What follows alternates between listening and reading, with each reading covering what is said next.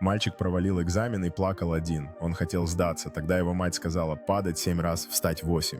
Он снова учился. Он сдал экзамен. Он осознал, успех не требует совершенства, только настойчивости. После того, как он снова учился, мальчик сидел за столом, полным решимости, окруженный учебниками и конспектами. Он смотрел на свою оценку с гордостью, зная, что его усилия окупились.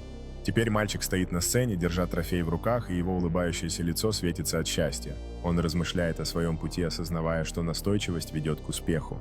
Теперь мальчик делится своей историей настойчивости с друзьями, вдохновляя их своими достижениями. Он записывает свои цели и мечты в журнал, полагаясь на это как на источник будущих успехов. Мальчик уверенно представляет свой новый проект перед классом, его одноклассники внимательно слушают и одобрительно кидают головой. Его лицо полнится уверенностью и волнением, когда он делится своими мечтами о будущем. Мальчик отмечает свои достижения с семьей на маленьком празднике. Комната наполнена смехом и радостью, когда они поднимают тост за успехи.